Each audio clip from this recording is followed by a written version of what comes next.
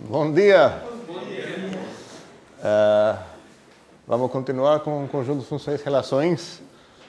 Quero ver algumas coisas que faltaram ainda para falar sobre cardinalidades e todo esse assunto de Cantor. A gente vai voltar nisso, mas quero dar um pequeno tempo para os homeworks serem mais trabalhados. Ok, então a primeira coisa que quero definir é um conjunto que eu vou definir nessa maneira. Vou começar aqui com o intervalo 0,1. Sei, poderia falar que esse aqui é o 0,1. E eu vou chamar isso de C0, que vai ser meu primeiro conjuntinho. Então, na verdade, vou acabar definindo uma sequência de conjuntos, onde cada um vai acabar sendo subconjunto do anterior. E para definir o C1, que vai ser o próximo conjunto, o que eu vou fazer é o seguinte.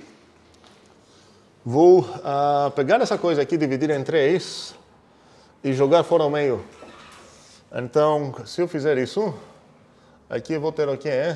Vou ter... Não sei se vai ficar bonito agora isso, mas vamos ver que mais ou menos o terço seria aqui.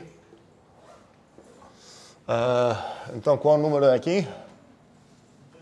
É 1/3, exatamente. E qual o número é aqui? 2/3. E aqui é o... Ok? Agora, qual seria o C2? Eu vou repetir o processo para cada um dos intervalos que tem o anterior. Então, vou jogar fora esse terço aqui. Eu vou ficar com... Será por aqui. Tá. Não ficou muito bonito isso. E aqui seria mais ou menos assim.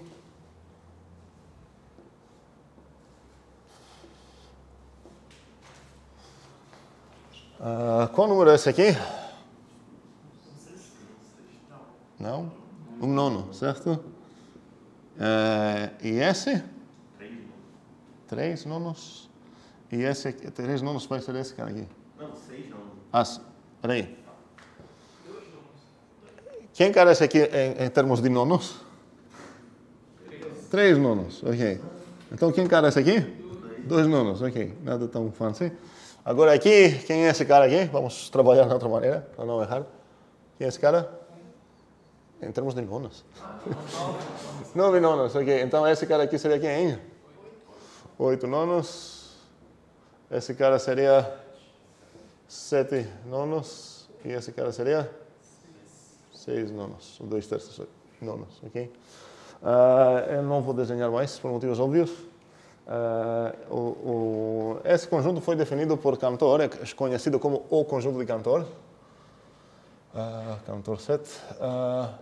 Podemos fazer várias variações. Então, posso pensar que esse é o Cantor set que corresponde no terço, no 3.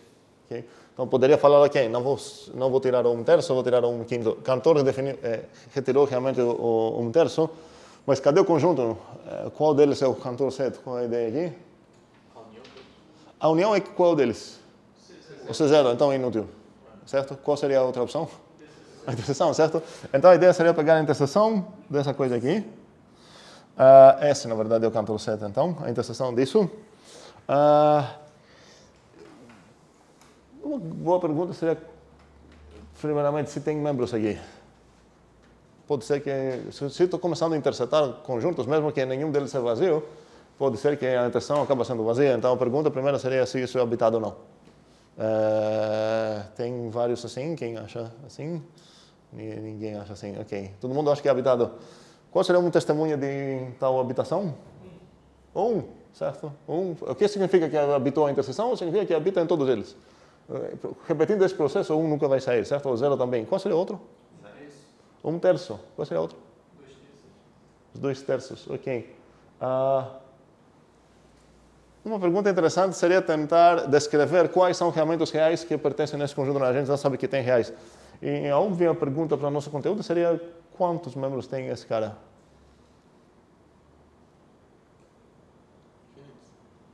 Sim, mas estamos no nível de quão infinitos. Quanto infinito será, certo?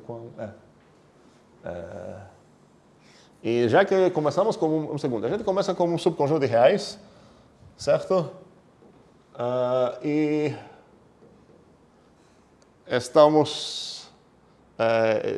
observamos que são infinitos, vamos dizer assim, então eu sei que a cardinalidade desse carinha aqui vai ser entre os dois. Faz sentido isso?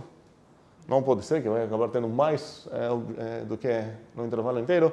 Então a pergunta praticamente é se isso é contável ou não. Ideias sobre a contabilidade desse conjunto? Isso parece como se você estivesse só tirando metade, só que um terço, certo? E se você fizer metade dos reais, eu acho que continua comparável com os reais, que não é. Queremos algo mais concreto que isso. Cuidado, porque a gente não parou. O que você está falando é um argumento perfeito para demonstrar que cada CN é incontável. E concordo contigo, porque o que a gente fez é praticamente jogar uma coisa... Tem várias que foram meio ignoradas, não muito, mas estou procurando achar bissecções entre uma coisa dessas e umas são bem interessantes, bem desafiadoras, legais. Essas são as mais legais que escrevi aqui. Mas essas devem ser bem fáceis que estou escrevendo agora. A dificuldade é quando você troca uma das duas sim, tipo vai de square para parêntese para colchete, certo? É essa a dificuldade. Se eu quero mostrar que 1, 2 é com o número como 1.000, certo? É muito fácil. Qual seria a bissecção aqui? Certo. O vezes 500, buraco vezes 500, é uma bissecção aqui. Ela tem o inverso, que seria o dividir por 500, certo? E vai dar isso. Posso pensar que isso realmente aconteceu um certo stretch aqui. Stretch com parâmetro o que é? 500. Desafio. Qual seria o tipo de stretch?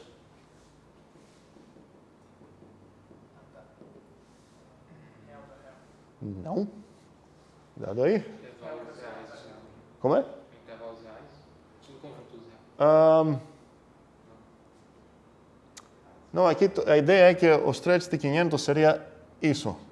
Essa seria a função stretch 500. Então seria... Real para real. Por que não? E aqui implícita essa parêntese. Os 3.500 sei o que é. É essa função. Qual o tipo dela? É de reais para reais. Né? E posso pensar que tenho a shrink, o que seria praticamente uma stretch com valor entre 0 e 1. Se eu fizer um stretch de 1 sobre 2, eu acabo fazendo um shrink de 2. Faz sentido isso, essa ideia? Ok. Então, se o meu desafio é mostrar que o 1, 2 é com o número com, sei lá, o 3, 5, qual seria uma maneira legal de achar uma bissecção aqui? Estou abrindo uma grande parêntese agora, depois do cantor, mas eu queria discutir um pouco isso. Qual seria uma maneira legal de definir uma função daqui para cá, injetiva? Aqui eu poderia até falar um certo lambda, certo? É o lambda x, manda o x para tal coisa. Mas essa não seria uma maneira legal de definir isso. Seria correto? Qual seria uma bissecção daqui para cá? Alguém? Ninguém? Carlos? 3 menos 2. Como é? 3 composto aqui mesmo. O quê? O que você falou? Existe 3 compostos com... Não. A ideia é tentar perceber qual tipo de transformação aconteceu aqui, do 1, 2 para chegar no 3, 5. Eu posso pensar que aconteceram duas. É melhor quebrar essa coisa. Sempre é melhor se a gente consegue definir uma função como composição de coisinhas, é sempre melhor. Então, que tal passar primeiro, antes de chegar no 3, 5, talvez quero passar primeiro pelo 3, 4 e depois procurar achar uma coisa de 3, 4 para o 3, 5. Talvez agora é mais fácil quais seriam essas funçãozinhas aqui. Qual seria essa? O mais 2, certo? Então essa seria um transpose, sei lá, como um shift. Talvez shift por qual quantidade? Shift 2, essa aqui. E essa seria o quê? Stretch 2, no caso. Certo? Então, esse processo é o quê? É o stretchamento do stretchamento 2 do shiftamento 2. Certo? Faz sentido isso? Só que todas essas coisas são super fáceis, não tem nenhuma dificuldade aqui. A dificuldade é quando você quer mandar, por exemplo, um 2 para o 1, 2 assim. E você está procurando bijecções. Tem alguma... Peraí, tu está falando dessa coisa aqui? Não, deixa isso. Vamos voltar nisso daqui a pouco. Alguém conseguiu uma bijecção aqui?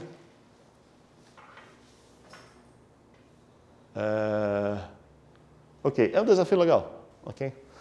E não vai mudar algo na dificuldade se você substituir algum dos dois, desse aqui que tem um parêntese, substituir por infinito. Por exemplo, esse intervalo de reais aqui, certo? Mostrar que é com o número como 1, 2, é mais difícil que isso, mas continua sendo fácil. Alguém achou para isso? Não, ok. Pensem nisso. Isso é uma matemática elementar praticamente que precisa aqui para uma ideia legal para funcionar. O difícil é quando você quer argumentar em algo que acaba mudando a forma do teu intervalo. Aqui é aberto, aberto, e aqui é aberto, aberto. Não vai ser tão difícil. O desafio seria achar a bisecção se é aberto, sei lá, aberto, e você quer mudar para aberto, fechado, ou fechado, aberto. E é um pouco mais difícil se muda apenas um. Então, o penúltimo desafio seria conseguir algo dessa forma para essa. E talvez o maior desafio seria algo desse tipo aqui. Porque qual é o problema aqui? Vai acabar ficando chato esse cara aqui, certo? Para onde que você vai ampliar esse cara? Se você pegar todos esses caras aqui, para eles mesmos, ficou sobrando um cara. A gente demonstrou, na verdade, a gente rascunhou 2 demonstrações, eu não demonstrei nenhuma, a ideia é vocês demonstrar isso. O teorema conhecido como Cantor-CBS, Cantor-Schroeder-Bernstein. Schroeder-Bernstein. Quem demonstrou isso realmente foi Bernstein. Eu acho que ele tinha 19 anos quando demonstrou isso. E é o teorema que nos permite... O teorema que Davi tinha, eu acho, estipulado como primeira coisa que se o A é menor ou igual de B e o B é menor ou igual à cardinalidade de A, então eles saem com números. A gente começou... Como? É isso É aí. esse aqui. E a gente viu 2 maneiras, uma foi a antropomórfica com os casamentos e a outra foi com os outros desenhos que a gente definiu. Trabalho nesse teorema, é importante resolver isso com as dicas que a gente viu. Vamos discutir isso no Julep. Mas agora essa situação aqui é super fácil. Como posso demonstrar isso se eu tenho esse teorema? Acha a injeção. Acha o quê? Uma função injetiva de 1, 2K E o que mais? e uma injeção do contrário. Sim, em vez de precisar achar uma coisa que é bijetiva, que é muito difícil talvez achar isso aqui, mas é um desafio que vocês precisam fazer, porque não é tão grande, ok? Não é tão difícil. Mas é muito mais simples se eu falar, ok, vamos relaxar, vou achar uma injetiva daqui para cá e uma injetiva daqui para cá. E pronto, a partir do teorema Schroeder-Bernstein, eu sei que existe bijetiva. Ok? Então, quais seriam as injetivas aqui? Para me convencer, então, agora que... Se eu tenho o Schroeder-Bernstein, para me convencer que essa coisa é coinúmera com essa, é fácil. Qual seria a F? Obviamente, a F vai ser a inclusão. E essa aqui seria quem? Tá, para facilitar os números aqui, eu vou botar 0 aqui e 1. 0 e 1, agora está mais fácil.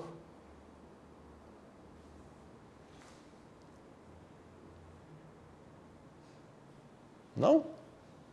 Estou procurando injetiva. Acho que você está passando ainda em objetividade. Já era isso. Agora quero só injetiva. Função injetiva foi, ok, inclusão, beleza. Esqueçam isso agora. Esqueçam qualquer coisa aconteceu nesse caminho. Novo caminho do zero agora. Daqui para cá, uma injetiva. Sim. Lambda x. X dividido por 2. Não injetiva aqui? Faz sentido? Certo. E essa era a injetiva também? Pronto, então a partir do Schroeder-Bernstein eu sei que são com números. Okay? Mas, observação 1. Tecnicamente, nem vocês não têm o direito ainda de usar esse teorema porque não demonstraram ainda. Okay? Mas, mesmo se a gente já demonstrou essa coisa, é um desafio diferente, de natureza diferente, construir uma bijecção do zero sem contar com essa ajuda lá do teorema. Mas temos esse teorema e cada vez que a gente quer demonstrar que duas coisas são equinúmeras, a coisa mais simples seria reduzir isso a duas coisas mais tranquilas. Injetividade daqui, injetividade da cá, acabou. Okay? Voltando, depois de todo esse papo aqui, sobre esse conjuntinho ainda precisamos saber se é contável ou incontável. E a última coisa que Carlos falou foi que, praticamente, foi que cada Cn, para todo n, o Cn é incontável. E espero que isso é óbvio. Porque no Cn eu já tenho o intervalozinho 0, 1 sobre 3 elevado a n, se não estou errado aqui. Tá certo isso? Ou eu tenho um off by 1 aqui? No C1 eu tenho o 1 sobre... Sim, tá certo. No C1 eu não tenho o 1 sobre esse intervalo dentro? Certo, então todo esse cara é um subconjunto do Cn. E ok, o que eu vou falar não vai valer para você zero. Mas se o C0 obviamente é incontável, porque para o C0 quem é esse cara? Não, está certo, para o C0 também. Então esse intervalo inteiro é um subconjunto desse cara, e esse cara eu já sei que é incontável, todos os intervalos de reais são incontáveis. Espero que apreciamos essa coisa, certo? Não importa quão curto que vai ser o intervalozinho que você vai pegar, assim que você tem um intervalo de reais, você tem a mesma cardinalidade dos próprios reais. Isso faz parte do mesmo homework que eu estava cobrando agora, é o caso especial desse aqui. Eu falei, isso não é uma das mais difíceis que temos. Por quê? Porque parênteses. Então, todos eles são incontáveis, beleza? Mas isso não significa que se eu intersetar todos eles, vai continuar incontável. Se eu intersetar coisas incontáveis, pode ser até que fica vazio ou finito. Então, a ideia seria, como posso argumentar sobre a cardinalidade da interseção. Carlos? No começo você tem números de 0 a 1, depois você tem de... Não sei falar isso. Parece que quanto mais C você colocar, vai ficar sobrando. Peraí, só para entender, tu está tentando argumentar que vai ser incontável ou contável? Contável? Sim. Ok, por quê? Os números que não vão ser eliminados desse conjunto são os que estão sobre o 9 no C2, por exemplo, e sobre o 3 no C1. E os próximos que vão ser eliminados são sobre x sobre 27, depois x sobre 31. Aí você vai acabar com os naturais, eu chuto. Com os naturais? Não, peraí, um segundo, porque se eu olhar em quantos estão saindo cada vez e quantos ficam, é a mesma quantidade que está saindo. Quantos saíram aqui? Tantos quantos os reais, certo? Uma quantidade, a cardinalidade dos reais saiu aqui. Quantos ficaram? Cardinalidade dos reais de novo. Então, se eu olhar a cardinalidade de quem saiu cada vez, a cardinalidade não vai mudar. Cada vez ficam incontáveis e saem incontáveis também. Mas a pergunta é, se eu intersetar todos eles, quantos vão sair? Vamos lembrar um pouco, para quem viu essas coisas de reais, a gente viu essas coisas no IDMB.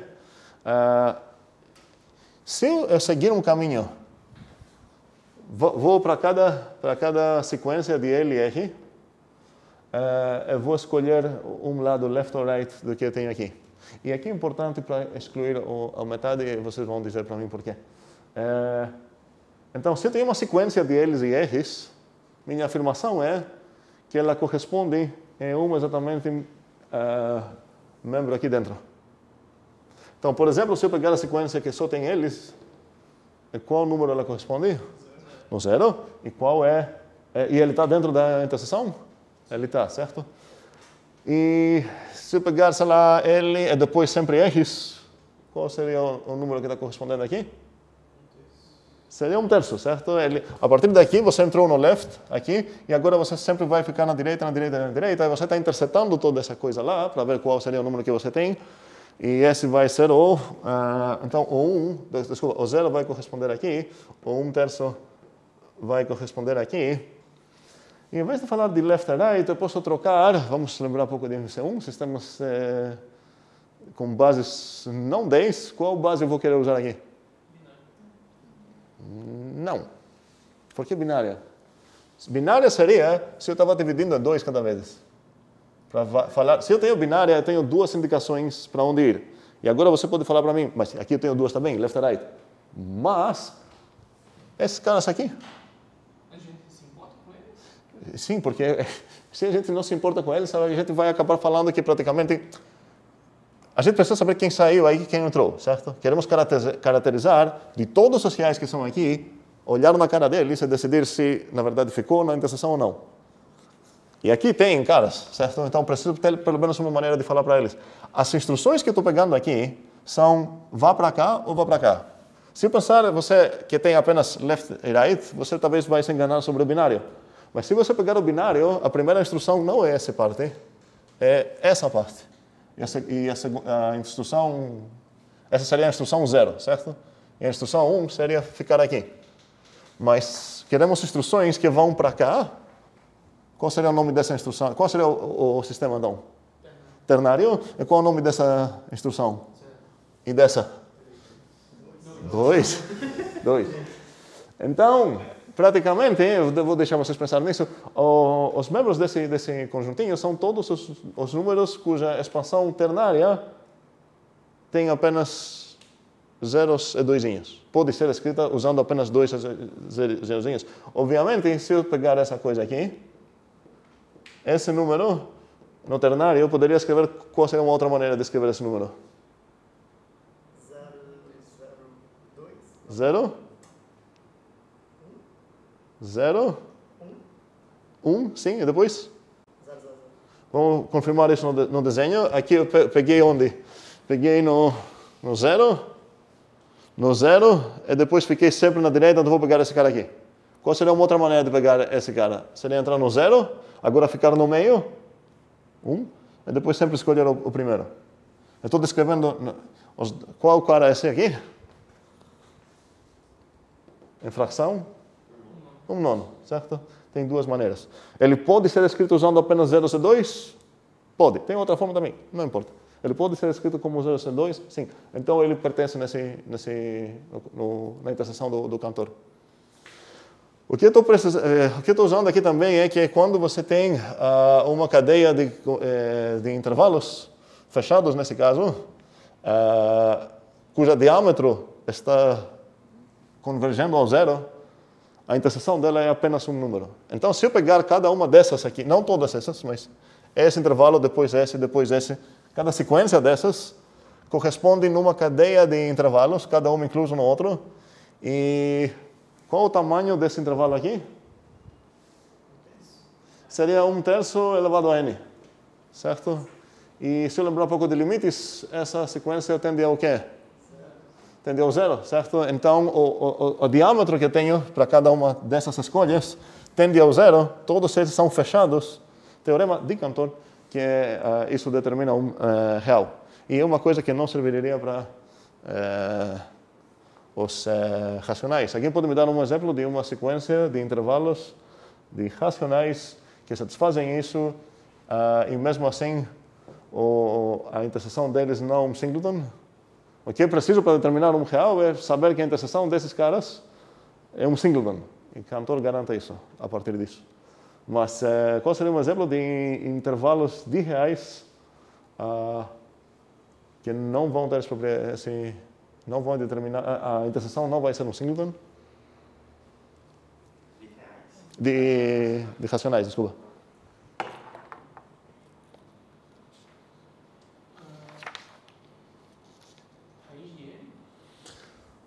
Raiz de N, quem é N?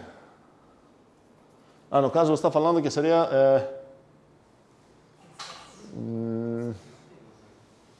não.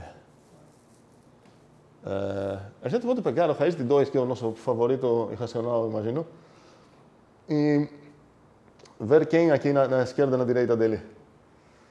Se eu pegar... vamos pegar esse intervalozinho aqui. Raiz de 2 mais 1. Então tenho... Vou desenhar, é melhor desenhar. Aqui é o raiz de 2, certo? E aqui estou pegando um intervalo de racionais fechado. Então aqui... Vou pegar um racional aqui, certo? Não importa quem. E aqui também. Eu poderia pegar o 1 e o 2 aqui, para começar. Ok? Faz sentido isso? E agora, o raiz de 2 ficou ou na esquerda ou na direita desse cara. Faz sentido isso? Ou na parte esquerda ou na parte direita, não? Qual parte ficou? Não. Na esquerda, nesse caso, certo? Mas depois não importa o que vamos fazer. Então, eu sei que ele ficou aqui dentro. E agora eu vou pegar esse cara e continuar da mesma maneira.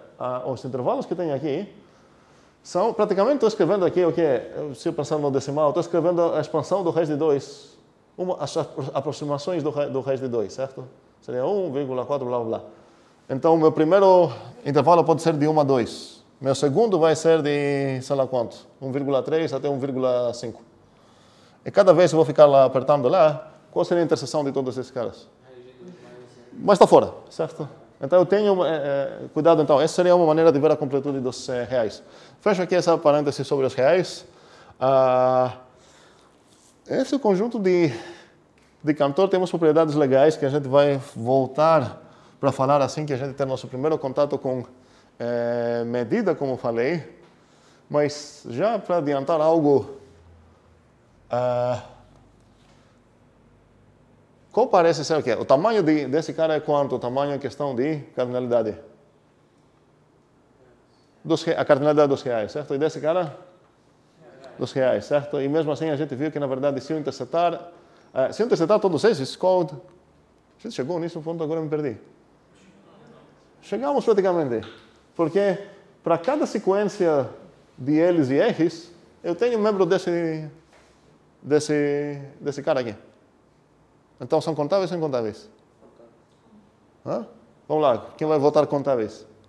1, 2, 3, quem vai juntar incontáveis? Não? Ninguém? Um só? Ok.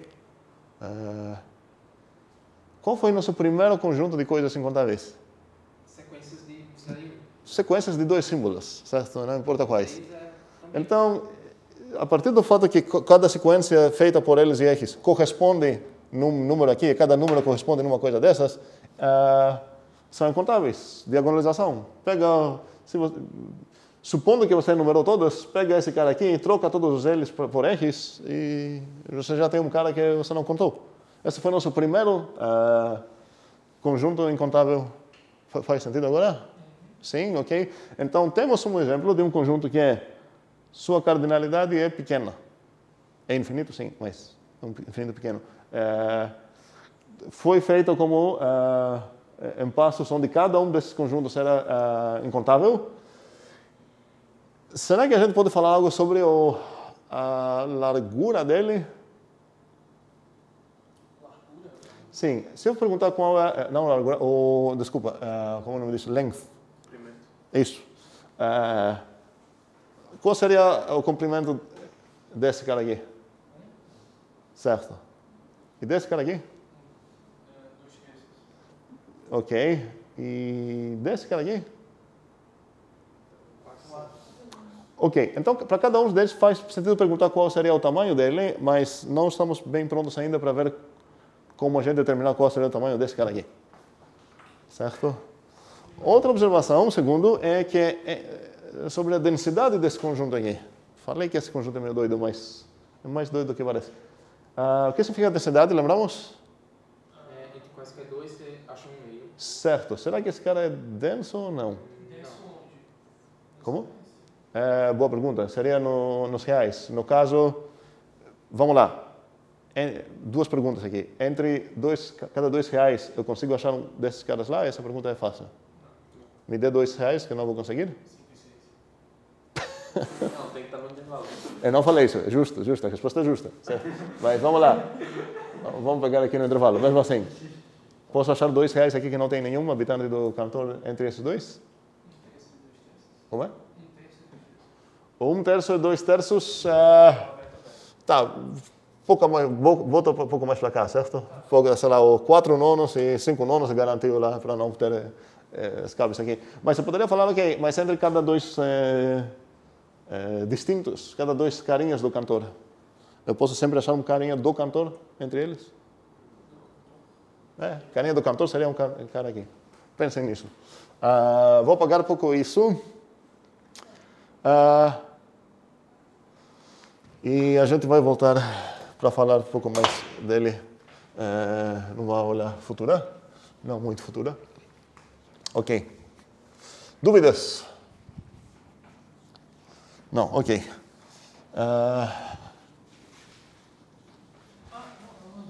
Sim? A gente vai ter alguma relação específica de comprimento e cardinalidade? Ou elas são coisas bem independentes? É melhor pensar que são medidas, estão medindo coisas diferentes.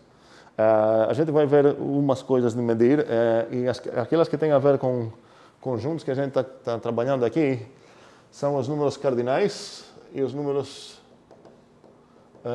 ordinais. Em português, os cardinais é 1, 2, 3, os ordinais são primeiro, segundo, e eu não sei mais. São difíceis. E é um desafio grande definir, e a gente viu na aula anterior que a gente não tem uma noção de o que seria um cardinal para um conjunto. A gente falou que, olha, esse conjuntinho aqui tem a mesma cardinalidade, vamos dizer, com o número com os reais. Quem não demonstrou isso, demonstre. Mas, ok, e qual é a cardinalidade dessa cara? A gente não tem ainda definido uma operação que pega conjuntos e retorna certos objetos para esses objetos servir como cardinais. Uma ideia, que se não me engano essa foi a ideia de Cantor, seria, ok, cardinalidade de A eu vou definir para ser a coleção de todos os x's tais que o x é com o número com A.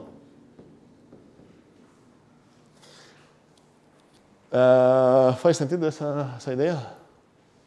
A é conjunto. Como é? A é conjunto de x. A é conjunto de x? Como assim? A é conjunto e x também. Sim, tanto A quanto x são conjuntos. Então, quero definir, por exemplo, que qual a cardinalidade dos naturais vai acabar sendo todos os x tais que o x é a coleção de todos os x tais que o x é com o número com os naturais. E, por enquanto, podemos falar que serve isso. A gente vai perceber que tem uns probleminhas aqui. No final das contas, o desafio grande que temos para definir isso, e foi um problema muito grande, e demorou bastante a achar resolução sobre isso, eu quero que, se o A é com o número com B, eu gostaria... Vamos dizer, procura-se, vamos lá. Procura-se o operador de cardinalidade. E para falar procura-se o operador de cardinalidade, preciso falar o que eu quero dele, certo?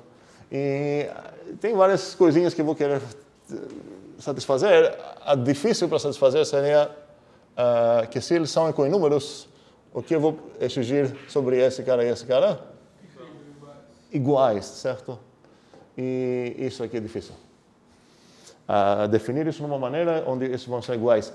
O que é fácil, e parece muito bobo, mas realmente serve para elaborar muita coisa, é exigir isso.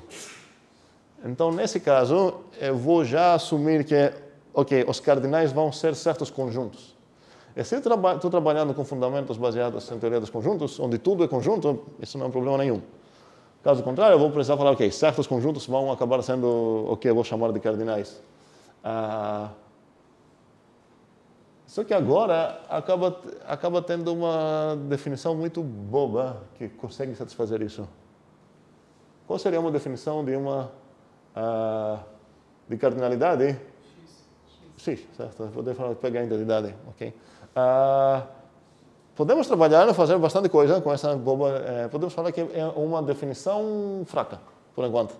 Não consegue atingir tudo o que precisa, mas a partir dela conseguimos elaborar uma certa aritmética de cardinais, em tal forma que a coisa chata é que, na verdade, a gente vai querer ter igualdades em certos pontos, e a gente vai falar, não, mas minha versão é meio fraca, não consigo igualdades, a gente vai precisar usar equinumerosidades. E nossa esperança seria que um belo dia vai chegar alguém que vai conseguir uma definição boa de cardinais e a gente vai apagar todos os cezinhos e ganhar as igualdades. Vou só rascunhar isso numa próxima aula, mas queria só, falar mais ou menos o que acontece aqui com esses números. Então, o Cantor mesmo definiu os cardinais, mesmo de uma maneira que não serviu bem, a gente vai ver porquê. E os ordinais também. E os ordinais a gente vai falar sobre eles assim que a gente vai estudar um pouco ordens. Talvez hoje a gente vai começar esse... Vamos ver? Talvez não. E temos também a ideia de length. Comprimento, certo. E esse serve... Uma maneira diferente de falar de length seria falar de peso. Okay? Isso também é uma outra maneira de falar. Quando pesa o intervalo 0,1, pesa 1 kg. Okay? É uma intuição boa pensar em pesos. Ok. E os cardinais, então, correspondem a quantos membros tem lá? População.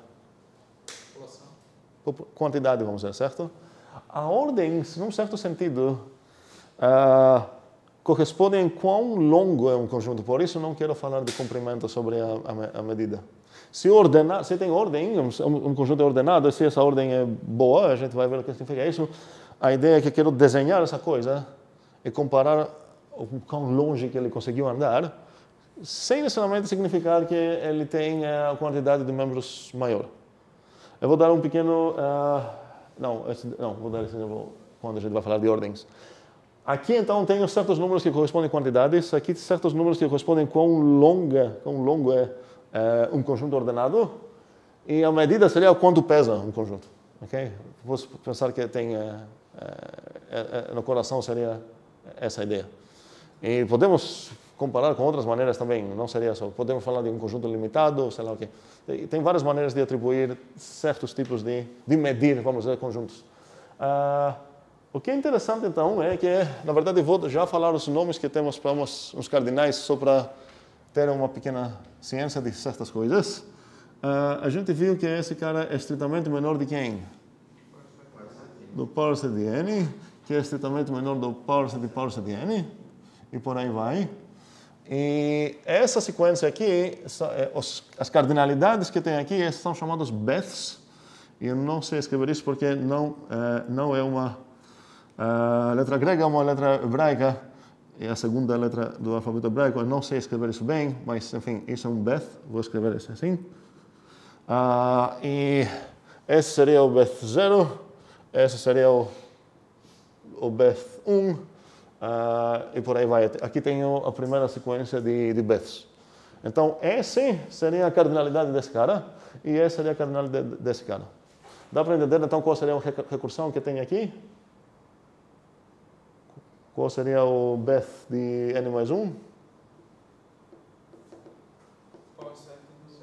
Seria o 2 elevado a, certo? Lembramos o power set é 2 elevado a algo, seria o 2 elevado a o Beth de n.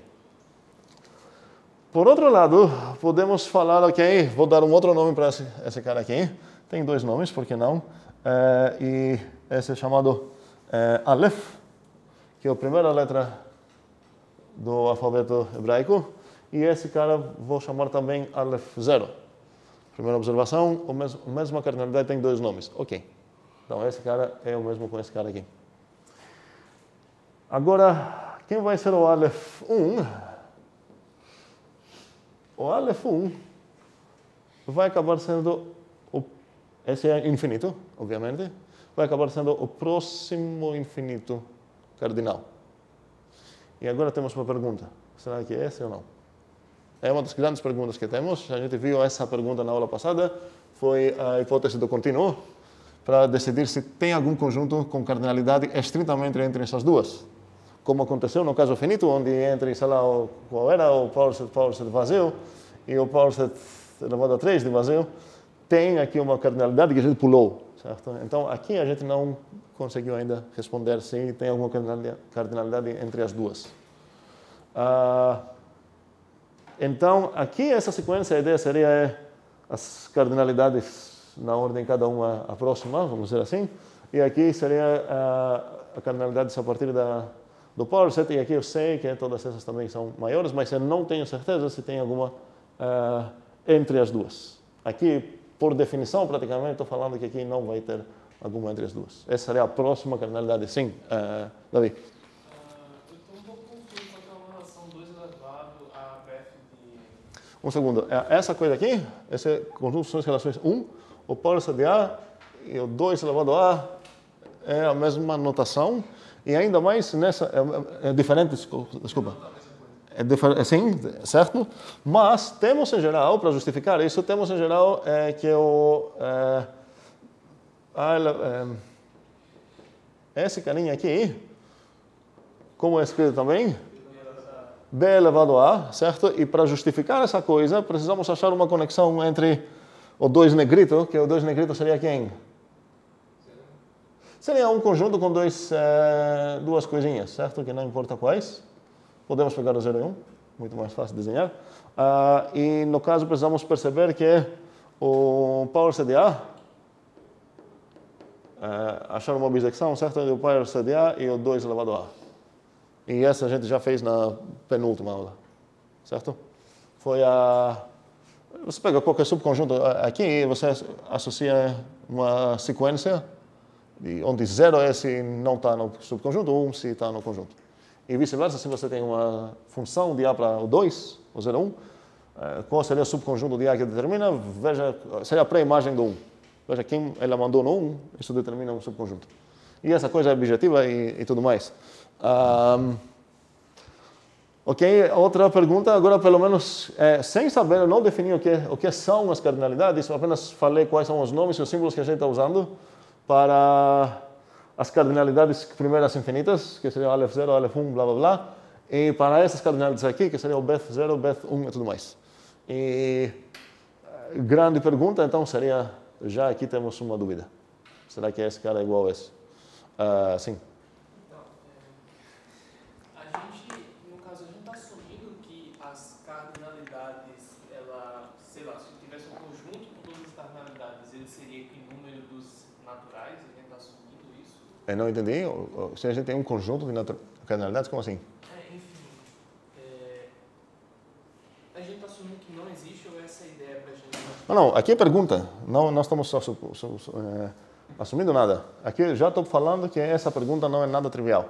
Não estou dizendo essa de cima. Estou dizendo que não existe um Aleph 0.5. A gente tem esse dado. Aleph de quem?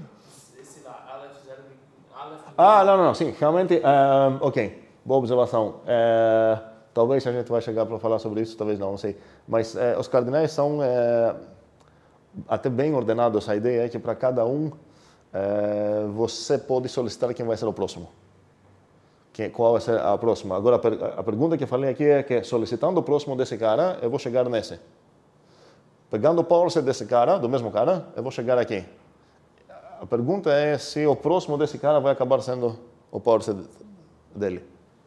E essa seria essa primeira pergunta aqui, tem várias, certo? Mas essa primeira pergunta aqui seria o original continuum hypothesis, e a gente viu o generalizado continuum hypothesis, que seria investigar sobre qualquer infinito A e qualquer power set e o power set dele, investigar se eu posso enfiar aqui. Então, procura-se um certo A, tal que é infinito, obviamente. Se é finito, a gente conhece muitos. Tal que é entre o A e o power set de A, eu consigo enfiar um conjunto com cardinalidade estritamente entre as duas. A gente discutiu pouco sobre isso na aula passada, e a gente vai, no final dessa parte toda, a gente vai ver umas respostas que não sei se vão ser muito satisfatórias para vocês. Sim? Eu não entendi direito ainda a diferença do Beth e Aleph. Tu entendeu qual é o primeiro Beth? Os naturais. Não, é a cardinalidade deles. A ideia é meio estranho falar sobre isso agora. Tecnicamente não faz sentido nenhum, porque eu não defini o que é um cardinal. Certo? E o interessante é que para definir cardinais, na maneira mais padrão, a gente começa definindo os ordinais primeiro. Mas aceitando um certo conceito no nosso coração, que é um número que corresponde na quantidade dos naturais, certo? Ele tem dois nomes, Beth 0 e Aleph 0 também. Agora, o que muda aqui é como você vai andando por aqui. Então, se você falar, ok, o Beth 0 eu entendi qual seria o Beth 1? Seria a cardinalidade do power set do Beth 0. E qual seria o Beth 2? Seria a cardinalidade do power set do Beth 1. Seria essa sequência aqui. Aqui são todos os Beths. Os Beths que correspondem com índices naturais. Okay? Índice N mais 1, blá, blá, blá. Os Alephs, por outro lado, seria, ok, entendi que essa a primeira cardinalidade infinita, ok, me dê a próxima. Vou chamar ela de Aleph 1. E não sei agora se essa cardinalidade que tem nas minhas mãos é tão grande quanto essa, ou se ela é menor. Faz sentido? Até se ela não comparável. Ainda existe também a pergunta de comparabilidade de cardinais. É assim a palavra? Comparabilidade? De cardinais. Ou de conjunto, posso falar de conjuntos, já que eu não quero evitar um pouco a palavra cardinal, já que não defini o que é. De conjuntos, mas comparabilidade com qual relação? Essa aqui, que a gente definiu. Foi a pergunta, não lembro, ou de David e Isaac. Um perguntou sobre o Schroeder-Bernstein e o outro perguntou sobre isso. Se eu consigo decidir para qualquer A, qualquer B, se é verdade que o A é menor ou igual a B ou o B é menor ou igual a A. Essa. Como é? Sim. Sim. Ok? Bem, alguma outra dúvida? Ok. Você pode repetir só mais uma vez a definição desse do Aleph? O Aleph 0 é a cardinalidade dos naturais. É o Beth 0 também. Então, os zeros têm a mesma definição. É a cardinalidade do conjunto dos naturais. O que muda os próximos? Esse vai cada vez para a próxima cardinalidade. Qual é de todas as cardinalidades estritamente maiores que essa, me dê a menor. Vai ser aqui. Esse não está olhando em geral. Isso fala, me deu o power set desse e quero ver a cardinalidade dele. Ele está andando power set por power set. Ok.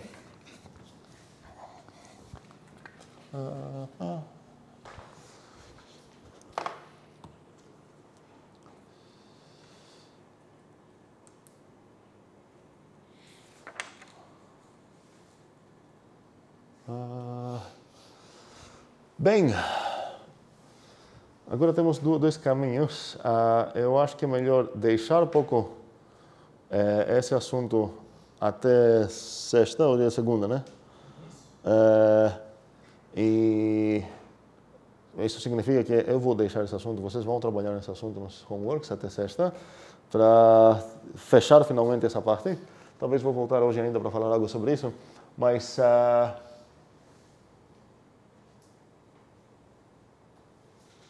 ok. Mas vamos entrar num assunto mais geral sobre relações. E a gente tem usado relações desde o início. Há uma definição muito boba do que seria uma relação para a gente. Poderia ser qualquer coisa qualquer tipo que a setinha termina em quê? Um prop, certo? Então, no coração, até um coração mecânico muito bom, tipístico, temos uma ideia que seria, se eu quero ver isso como um desenho, como se fosse um black box, sei lá o que eu posso fazer numa relação R, eu posso imaginar que eu boto para ela dois objetinhos x e y, e ela vai piscar uma coisa ou não, tipo, se ela piscar, eu vou falar isso, que okay, o x relaciona com y a partir da relação R. Se não piscar, o x não relaciona com y, eu posso escrever isso assim. A gente tem usado essa notação várias vezes. Se não relaciona, eu posso escrever isso assim. Também existe a notação que imita funções, que seria assim. Aqui poderia escrever, talvez não, xy.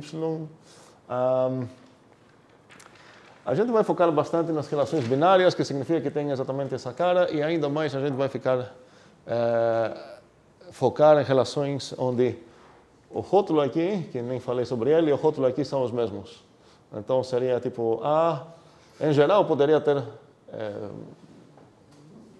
rótulos diferentes. Poderia ter, por exemplo, uma relação de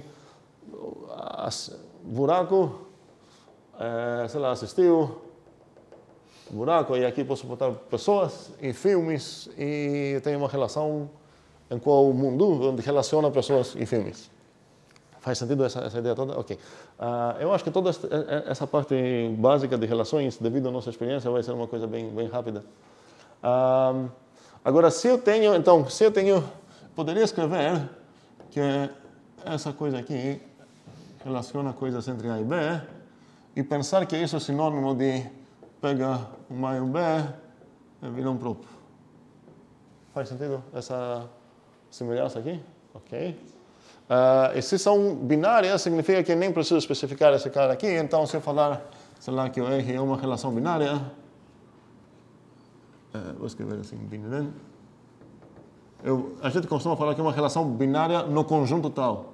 É uma relação binária no A. Então, isso posso pensar que é o que exatamente? Muito bem. Os tipos são legais. Ok. Queremos ter relações de graça, obviamente. Eu preciso avisar sobre algo. Em geral, a gente viu que podemos confundir às vezes e abusar de notações e tudo mais quando tem um objeto, qualquer objeto de forma A para prop, qualquer que seja esse A, eu como posso olhar nessa coisa outras, posso chamar isso de predicado no A, mas posso identificar os predicados de A mais ou menos com que tipo de coisas? A gente viu isso em FEM1 também. Como? Alguém te deu uma coisa desse tipo. Vamos chamar ela de, sei lá, xão. Te deu um xão que é de A, de um tipo A para prop. Como você poderia pensar isso em outra maneira? Para abusar notações, para se inspirar, para sei lá o quê? Outra maneira de... então ele como se fosse o quê? Não... Como é? Fala de novo. Adjetivo. Aditivo? Adjetivo. Adjetivo. Qual adjetivo? Qual o verbo da tua pergunta? Eu entendi. Não, tipo, sei lá, pegou A e transformou na própria, sei lá, parece... O X é algo que pega asinhos, certo? E viram proposições. Então, como poderia visualizar esse X, identificar esse X como se fosse o quê? Como se fosse o quê? Não sei, como se fosse uma frase que só falta uma parte da frase. Não sei. Uma operação unária. Só que não é uma operação. Um conjunto de asinhos. Não? Lembramos disso? Qual seria a ideia de... Então, se eu falar sobre o prime, certo? Eu posso ver isso com um predicadinho legal, que ele pega inteiros, sei lá, e ele vira proposições. Qual a proposição vira? O prime 4 é a proposição, o 4 é um número primo. E se eu ver isso como conjunto, eu posso falar, na verdade, o prime, eu vou visualizar isso como se fosse um conjunto de inteiros. Qual é o conjunto de inteiros? Aqueles que satisfazem o predicado, certo? E vice-versa. E estou falando isso porque muitas vezes, vocês vão ver em vários livros, vão falar ser R subconjunto de A cruz B uma relação entre A e B. Eu vou brigar com essa coisa. Estamos confundindo um pouco implementação e especificação aqui. Se eu pegar um subconjunto do produto cartesiano de A e B, realmente temos... O que temos nas nossas mãos? Não seria uma relação exatamente, seria o quê? Seria o gráfico de uma relação, certo? Seria os parzinhos de todos no A, que relacionam cada um no A com todos que ele relaciona no B, certo? E por aí vai. Mas é muito comum abusar o gráfico de uma relação com a própria relação, e vocês precisam ser muito acostumados com essa notação. E essa nos ajuda também a definir relações de graça, entre aspas, se eu tenho uma relação R, que vai de A para B. Eu vou escrever isso assim, por enquanto. E eu tenho uma S, que ela também é de A para B. Como posso ganhar uma nova relação de A para B? Tem várias maneiras, muitas maneiras que podemos ver algo aqui. Qual seria uma maneira, assim, primeira maneira? RS Um segundo. Para definir essa nova coisa, que vamos chamar de D, por enquanto, de Davi, como vou definir? O que eu preciso fazer para definir uma relação? Preciso apenas falar o que isso significa praticamente. O X relaciona com Y. Se eu definir o que isso significa, eu acabei definindo o D. Porque é definição extensional, depende apenas dos argumentos que ela vai receber e não no que está acontecendo dentro dessa maquininha que eu estou considerando como um black box. Então, poderia falar, ok, essencialmente assim, o X está na relação R com Y, ou o X está na relação S com Y. Então, consultando essas duas relações, vou decidir o que está acontecendo. E poderia chamar essa relação, como seria um nome legal para essa relação? Seria o R união S, ou poderia usar a outra notação, R ou S, e botar um parênteses aqui, então já tenho uma primeira relação gratuita. Eu posso fazer isso para conjunção também, faz sentido, nada demais, um segundo. Eu posso fazer isso para formar o complemento de uma relação, seria a negação no caso. Então, esse nem vou precisar definir, e nem vou precisar definir essas coisas que eu quero utilizar. Cuidado, porque eu estou brigando cada vez que um de vocês dá uma resposta no Zulip e acaba redefinindo uma coisa gratuita, é como se você comprou uma coisa e depois construiu, jogou fora e não usou. Certo? A ideia é a gente precisa usar essas coisas gratuitas para comunicar com facilidade com os seus colegas e tudo mais. Então, ficou claro quais seriam essas relaçãozinhas aqui? Ficou. Um segundo. Outra coisa seria que para cada R eu posso pegar a R oposta, ou a R dual, poderíamos falar, que seria uma relação de onde para onde? De B para A, posso falar assim.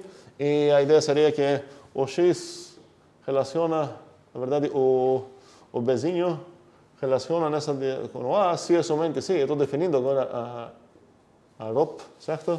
Vai ser o que é? O A relaciona com B, certo? Nada estranho aqui. Eu poderia pensar, se eu quero ver o que acontece dentro da máquina, assim, para ver como poderia implementar isso, vamos dizer que essa é a R união S. Aqui ele pegou um Xzinho, aqui ela pegou um Yzinho. O que ia acontecer aqui dentro? Ela pegaria o Xzinho e o Yzinho, jogar na R, certo? Pegaria o Xzinho aqui copiado dentro, certo? Aí, estou desenhando muito ruim. No S também, então seria uma coisa tipo assim. E o que ia piscar essa luz que ela tem? Ela ia piscar se qualquer uma das duas pisca, no caso da união. Se fosse interseção, conjunção, ela piscaria apenas se as duas iam piscar. Faz sentido essa descrição? Ok. O que não é, o que talvez precisamos pensar pouco, mas seria como a gente definiria composição. Então, o primeiro desafio, definir composições. Um segundo. A composição vou denotar temporariamente, pelo menos assim. Em vez de bolinha, vou botar um quadradinho assim. Porque... vocês vão ver por quê.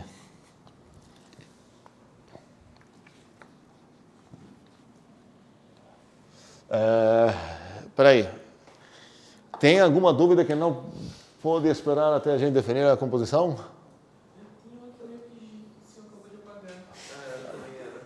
Então já era.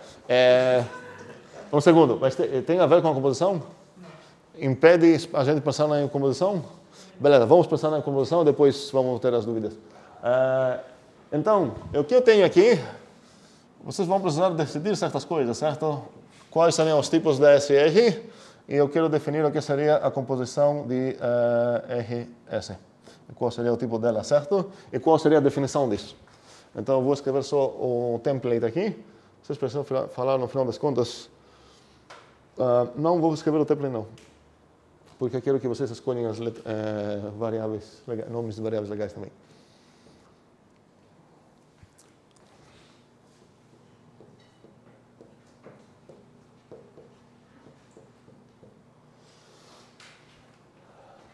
Espero que... vou escrever isso de novo aqui. Relação de A para B é a mesma coisa do que a gente ia escrever A cross B para prop. Vamos trabalhar com essa sintaxe.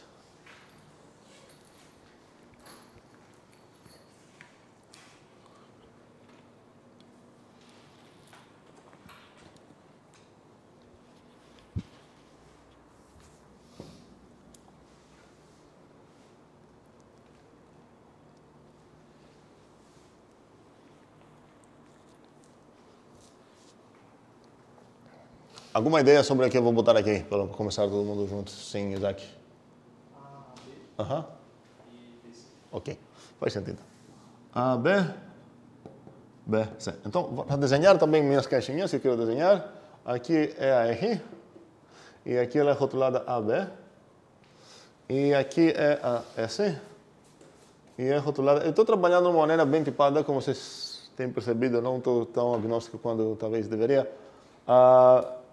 Para certas pessoas que não se ligam sobre tipos, eles não têm o conceito de tem certo x e certo y que você não pode botar aqui. Se você não pode, já consideram que então não relacionam. Para mim, essas duas, para quem se importa com tipos, esses dois comportamentos são diferentes. É outra coisa falar que, por exemplo, se eu falar aqui, Davi, sei lá, assistiu, não, vou botar o buraco aqui. Assistiu o filme, sei lá, Carlos. Ok, não quero entrar no assunto de se existe ou não existe um filme chamado Carlos. Vamos dizer que não existe. Obviamente existe em algum lugar. Mas aqui eu não vou falar que a relação de assistir um filme não relaciona Davi com Carlos. Não vou falar isso. Vou falar que aqui tem type error. Okay? Mas para quem trabalha sem rótulos aqui, ele vai falar, não aconteceu, essa relação não relacionou esse objeto com esse objeto. Porque quando você não trabalha com tipos, todo objeto não tem pessoas, não tem filmes, é tudo coisa, certo? Mas se eu quero trabalhar aqui com maneira tipada, com tipos, plural, então aqui no geral, seguindo a ideia de Isaac, até para falar de composição, preciso ter não duas relações quaisquer, mas uma relação que relaciona azinhos com bezinhos e uma relação que relaciona bezinhos com cezinhos. E eu quero definir uma relação que relaciona o quê? Qual a resposta óbvia aqui? Ok. E a pergunta é como que eu vou definir isso? Como vou escrever a definição? Eu vou falar que o azinho relaciona com essa relação aqui, que seria a composição das duas, com qual o nome que eu vou dar aqui? Czinho, obrigado. Aí, se eu definir o que isso significa, vamos lembrar todo esse papo, a gente tinha várias vezes que a gente definiu coisas, porque a gente está definindo uma coisa extensional aqui. Se eu definir o que, para qualquer A e qualquer C, Azinho no Azão e Czinho no Czão, se eu definir o que isso significa, isso determinou essa coisa, então eu posso considerar que essa definição está definindo isso. Mas se eu definir isso para qualquer R e qualquer S desses tipos, significa que eu acabei definindo, não um buraco, o diamante, certo? O quadradinho que tem aqui. A composição. Ok. Ideias, mãos. 1, 2, 3, 4. Davi. Existe um Bzinho. Ok, muito bem. Existe um Bzinho. Que relaciona R com A. Tá o quê? O A. R são B. Aham. E para todo Bzinho que relaciona com A, no caso. Não fale para todo Bzinho, porque se você está assim com os seus colchetes, Perdão? você está me acompanhando aqui com os colchetes, então não seria legal aqui falar para todo Bzinho, porque já perdeu esse Bzinho, vai ficar muito confuso. Se você quer uma coisa aqui, use outro nome. Ok. Para todo o quê? Para todo Belinha, no Bezão, aham. A relaciona com Belinha, implica em Belinha relaciona S com C. Estou curioso entender por que complicou tanto essa coisa. Você quer então, vamos lá, se eu tentar desenhar o que ele está falando aqui, é que eu vou pegar o azinho aqui, certo? Que vai entrar. Eu vou passar vou procurar ver se existe um Bzinho tal que ele conecta aqui. Certo?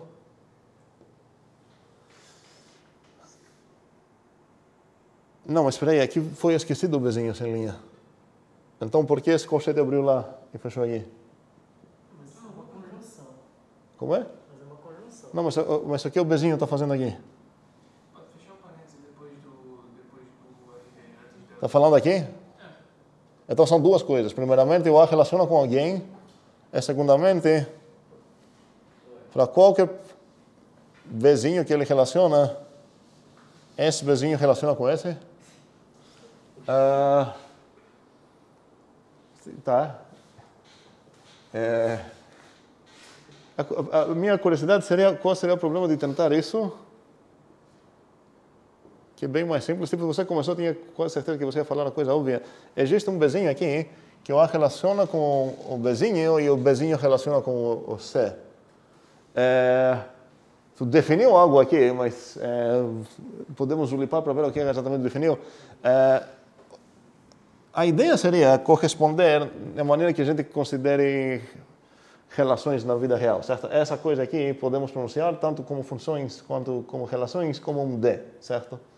Então, se eu tenho uma relação de pai, que significa que o A é pai de B, certo? Blá, blá, blá, eu gostaria que o pai de pai é qual relação? Um pouco mais que isso? Na verdade, é pouco mais que isso até, certo? Ou não? Espera, repete. Pai de pai. É avô paterno, é isso que eu estou falando? Certo. E pai de mãe seria o quê? Pai de mãe de blá. Sim, seria o avô. Eu não consigo pronunciar os dois. Eu sei, sim. Esse é o cara e essa é a mulher, certo? Eu sei disso, mas eu não sei pronunciar isso. Enfim, faz sentido isso? Agora um pequeno papo sobre... Então, vamos definir corretamente o que seria aqui. Existe um Bzinho aqui, no Bzão, tal que é o A, R com o Bzinho e o Bzinho S com o Czinho. O que eu escrevi aqui seria melhor escrito assim. O A, R com o Bzinho e o Bzinho está na relação S com o Czinho. Então, a ideia é que se eu fechar essa coisa agora numa caixa preta, eu tenho uma relação de A para C. Eu posso vender ela, ninguém sabe o que acontece, mas na verdade dentro dela o que acontece é que ela pega teu Azinho e tem um Czinho e procura achar, aqui tem uma busca, certo? Está procurando achar coisas de B para completar essa conexão. Faz sentido essa imagem? Ok, um segundo. Um dos temas recorrentes de todo o CFMC, especialmente para um curso de programação, computação e tudo mais, é essa ideia de implementação e especificação.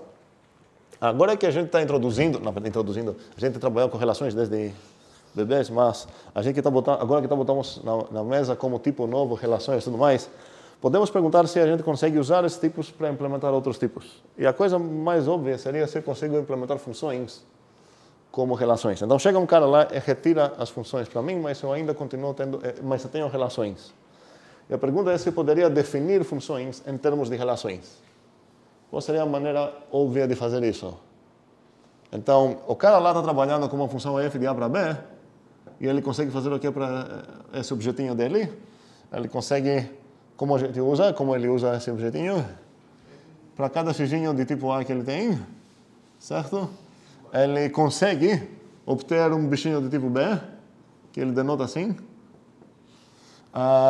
E ele está trabalhando com esses objetinhos que ele chama funções e tudo mais. E agora eu não tenho acesso nisso, mas tenho relações. Então, qual seria uma maneira de implementar funções usando relações? Quero definir o que significaria função de A para B. É uma implementação do... Praticamente, minha especificação é essa que eu escrevi lá, certo? Praticamente. Considero que vocês conhecem funções suficientemente para dar palpites de como poderia definir, usando relações, umas funções. Juliana. Talvez usando aquela ideia do conjunto. Aham.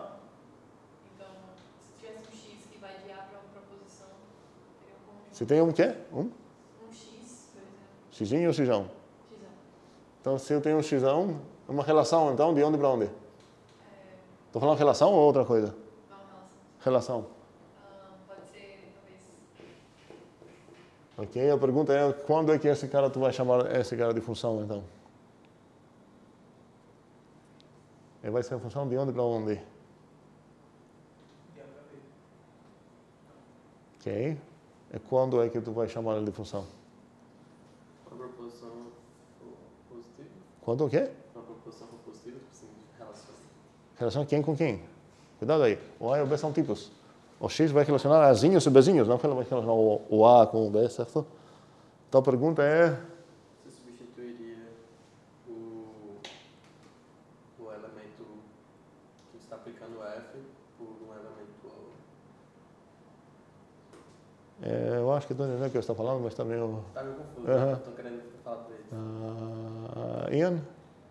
Se para todo Azinho ele vai se relacionar com um B e exatamente no meio. Pois é. Então a ideia é identificar as... eu vou ver a função que ele está trabalhando lá, eu vou ver o gráfico dela, certo? Que são todos os parzinhos. Eu vou considerar isso como se fosse uma relação. Então eu vou falar que, sei lá, se eu estou vendo a função dele, eu vou falar que o A relaciona, vou falar F aqui, relaciona com B, se é somente C, isso vai significar o que é? Que o Fzinho de A é igual ao B. Mas se eu quero definir o que significaria a função aqui, seria o quê? Agora eu preciso ver a minha especificação. A função que eu estou considerando, esse cara que quero copiar lá, ele tem funções com domínio boas e bonitas ou tem funções bagunçadas? Supondo que ele trabalha de uma maneira boa, como a gente tem trabalhado aqui desde o início, que cada função tem seu domínio, seu codomínio, seu comportamento, que seria o seu gráfico. Eu ia falar o quê? Sejam A, B conjuntos e R uma relação de A para B. Chamamos... agora quero as três formações. Quero o A e o B e a relação, que eu vou saber como se fosse subconjunto. Chamamos não sei qual ordem vocês preferem escrever essas coisas. Essa faz sentido. E a outra faria sentido também. Uma função. Eu vou botar as respostas. Uma função. Se é somente C, o que é?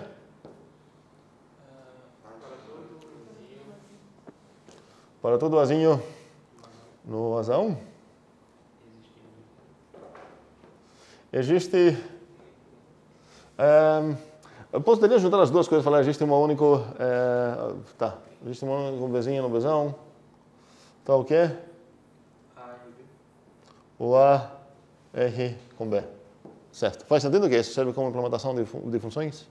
A gente vai considerar funções primitivas, de jeito nenhum vamos pensar que funções são relações, são casos especiais de relações, mas é importante perceber que podemos ver isso como se fossem casos especiais de relações.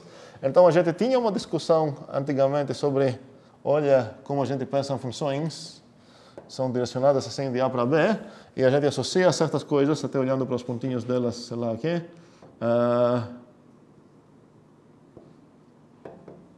E a gente falou que, olha, podemos relaxar uma das duas condições que tem funções. Quais são as condições que tem a função? Certo, vamos dizer totalidade e univocidade. Então, se a gente esquecer a totalidade, a gente chegou no conceito de funções parciais. Se a gente apagar a univocidade e manter a totalidade, a gente chegou as funções não deterministas, e ninguém achou escrever uma maneira de como a gente poderia implementar essas, que é uma maneira legal para pensar. Se eu tenho funções normais, ou seja, com isso, como poderia usar elas para implementar funções não deterministas e como eu ia implementar a aplicação e a composição e tudo mais que me importa sobre funções. Parêntese, isso faltou aqui. O cara sabe chamar funções. Aqui precisa falar qual seria o que seria essa coisinha aqui. Se alguém escrever R de x, preciso definir o que seria isso. E o cara, além de aplicação, ele tem também composição e tudo mais. Poderia reimplementar essas coisas aqui. vou continuar expandendo esse aqui. Então, se eu pegar isso, chegamos nas funções não deterministas. Se eu pegar isso, temos funções parciais. E a ideia é que se eu pegar as duas coisas, eu posso pensar que no final das contas tem uma relação. A única coisa que muda é que talvez eu não ia escrever dessa maneira, mas agora estou permitindo essa coisa também. E a ideia é que esse cara relaciona com esse com esse com esse não relaciona com ninguém relaciona com esse também. É como se eu peguei o conceito de função e joguei fora várias restrições e cheguei no conceito de relação. Mas eu quero ver isso apenas de uma maneira assim, questão de implementação. Não quero pensar que, não vamos pensar nunca que funções são casos especiais de relações. Podem ser vistos como, e relações podem ser vistas como generalizações de funções, mas para a gente vão ser tipos diferentes de coisas. Sim, agora chegou a hora de não. Ainda não. Preciso falar qual seria esse x. Como vou definir esse x? Único. Muito bem. Aquela palavra muito legal, Bzinho no B, que faz o que é? Que o x se relaciona com ele no B. E o que me permite fazer isso? Essa coisa aqui, certo? Podemos dizer, então, nesse caso, que essa relação, se a relação tem essa propriedade, podemos chamar que essa relação é funcional. Ela parece funcional mesmo. Costumamos chamar funcionalidade, às vezes, como se fosse sinônimo de universidade. Cuidado com essa palavra. Pode significar tanto as duas coisas quanto essa. O coração mais que queremos a funções é a universidade. Porque, no final das contas, funções parciais e blá, blá. E agora chegou o momento de dúvidas. Ok, vamos lá. Gustavo. A primeira dúvida era... Você tem uma dúvida depois? Entrar na fila de novo. Primeira dúvida. Primeira dúvida. Quando você falou de composição de relações, é associativa? Um segundo. Ótima dúvida, mas... antes de responder, eu queria falar mais uma coisa, antes de fazer as perguntas. Então, paciência de novo. Qual seria o problema agora que se eu implementar essa coisa assim, falar ok, função é blá blá coisa, é uma relação que faz tudo isso, se eu escrever essa coisinha aqui, se por acaso tanto a relação R quanto a relação S tem essa propriedade funcional, e se por acaso eu estou esquecendo os tipos, ok? Essa coisa poderia ter dois significados. Então, para quem está trabalhando nos fundamentos conjuntistas que tem apenas um tipo de coisas, e está trabalhando sempre com esses tipos de implementações, e para ele, funções são casos especiais de relações são casos especiais de conjuntos, porque tudo é conjunto, essa coisa poderia ter dois significados. Seria a composição da função S com a função R, ou a composição das relações que a gente queria definir daquela maneira. E não vai acabar sendo a mesma coisa pela ordem que estou escrevendo as relações aqui, por isso estou usando esse quadradinho. Eu não quero escrever a ordem de relações de uma maneira estranha. A ordem de composição de funções faz sentido total porque a gente bota o argumento na direita. Então, quando eu escrevo o gof de x, essa coisa é meio óbvia que o x vai passar pelo f e depois pelo g, a gente bota o argumento na direita. Mas quando eu quero definir as relações, a composição de relações, onde que eu vou escrever os argumentinhos aqui? Um na esquerda e um na direita. Então, a coisa mais natural é definir da maneira que Davi definiu mesmo. Mas cuidado com isso, porque em vários textos não existe consenso. Em vários textos, esse vai acabar sendo definido. E eu acho muito ruim essa definição, especialmente se você escrever de maneira infixa, vai acabar sendo definido como existe um W tal que o XS com W e o W, ajuda aqui, R com Y, ok? Se você definir assim, você não vai ter esse conflito aqui. Se você vai ver um S composto com R, e você vai falar, peraí, essa composição desses vistos como funções ou vistos como relações? E acabar sendo a mesma coisa. Mas eu acho muito bagunçado escrever assim, porque a gente usa em fixa notação, então essa coisa aqui troca é bizarra. Por isso defini, usei esse simbolozinho. Se você está usando tipos bem cuidadosamente, você nunca vai ter isso, porque você vai só olhar, ok, que tipo de objeto é isso? Já está tudo tipado. Então, é essa relação ou função? Se é relação, você vai usar essa definição de relações, para a composição de relações. Se é função, você vai usar a composição de funções. Mas se você está trabalhando de maneira não bem tipada, você vai precisar, sim, talvez usar um outro simbolozinho. E agora, fechando essa parênteses das composições, voltamos para Gustavo. A composição de relações vai acabar sendo associativa? Ok, ótima pergunta. Obviamente não vou dar uma resposta assim, a ideia é procurar isso. Então, a pergunta é... E qual seria uma outra pergunta que a gente deveria fazer nesse momento? Não, isso deveria ser meio óbvio. Por que não comutativa? Um exemplo na cara? Como é? Ok. E um exemplo onde são todos no mesmo conjunto e não dá certo? De pessoas? Mãe de pai, pai de mãe, a mesma coisa? Não. Acabou. Certo? Acho que ninguém aqui tem mãe de pai igual pai de mãe. Acho que é muito difícil. Então, já sabemos que não é comutativa, até nos casos onde posso trocar por tipagem. Mas qual seria a outra pergunta que eu preciso fazer junto com ela? Existe uma identidade? Sim. Tá? Por quê? Porque se eu sei que essa coisinha aqui é associativa, e se eu sei que tem uma entidade para essa operação, ok, então operação monoide faz sentido o que você falou, total, não se preocupe não. A ideia seria se eu posso definir também uma categoria onde os objetos são relações. Desculpa, os objetos são, nesse caso eu ia pensar em... Tá, tem várias coisas que podemos fazer aqui, mas o que eu estava pensando agora seria conjuntos, os objetos, e as certas relações. Ok? Em geral, eu quero vocês investigarem o que vocês podem inferir categorialmente falando sobre esse novo assunto, entre aspas, novo, de relações.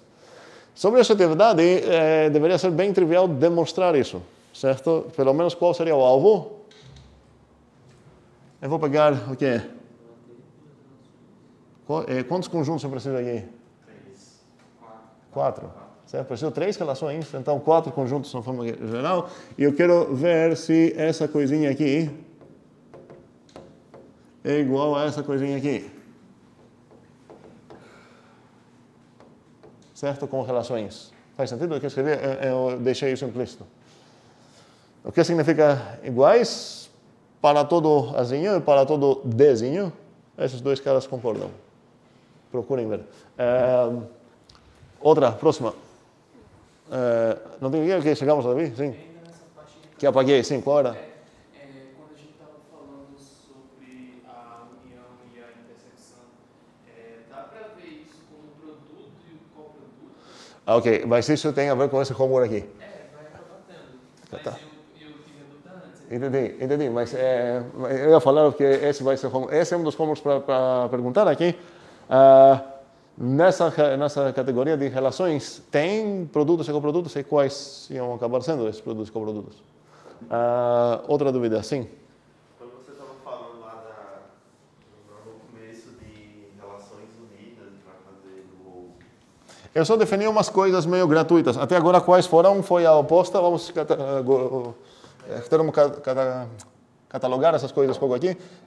Eu tenho a oposta, eu tenho o complemento, eu vou escrever assim por enquanto. Eu tenho a união e a interseção, certo? Na união e interseção a gente vai ter a união zona e interseção zona também? Se você tem uma família de relações, não acho que é tão... Espera aí, em qual sentido você está falando isso? Tipo, aí no caso é tipo X, S união S. Aí vai ser... Sim, em vez de ter RS aqui, a ideia é que você ia ter uma família de relações I, por exemplo, não precisa ser naturais aqui, pode ser qualquer família mesmo. E a ideia seria o quê? Tipo assim, X, R, I, U. Se relaciona aqui. É melhor deixar isso como exercício para definir isso. Não vai ter alguma dificuldade. Sim, outra dúvida sobre o que aconteceu? Temos outra até agora? Negação. Composição, certo? A negação é... Tá, talvez podemos definir assim, não sei qual seria o melhor símbolo para isso. Ok? Alguma dúvida? Não, ok. Obviamente, definimos certas propriedades que são aplicáveis em relações, e certas relações possuem essas coisas, certas não. E agora vou focar nas relações binárias mesmo, de um conjunto para ele mesmo. Então, tudo que eu vou falar agora aplica para coisas desse tipo aqui. E acho que vocês já vão reconhecer muitas das coisas que eu preciso definir. A primeira é, então, tem um R aqui, ou seja, o R é uma binary relation no A.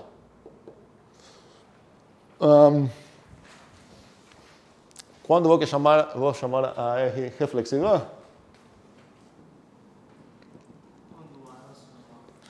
Cada todo azinho relaciona com ele mesmo, certo? Ok.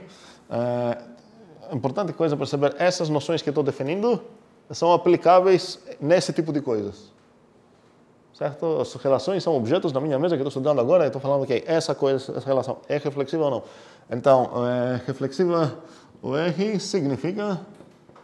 Eu não vou definir todas elas porque a gente conhece faz tempo, mas a definição é essa, que para todo azinho tipo A, o A, R com A, ok?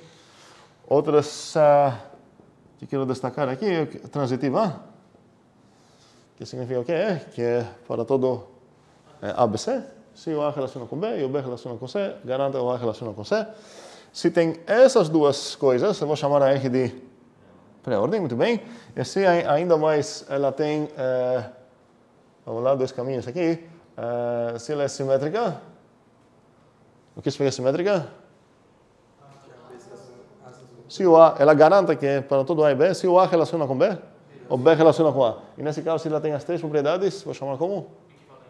Relação de equivalência. Então, essas três iam ser uma relação de equivalência. E essas três aqui seriam o que é? Aqui é antissimétrica, ok? Muito bem, nem tinha falado qual seria. Antissimétrica significa o que é?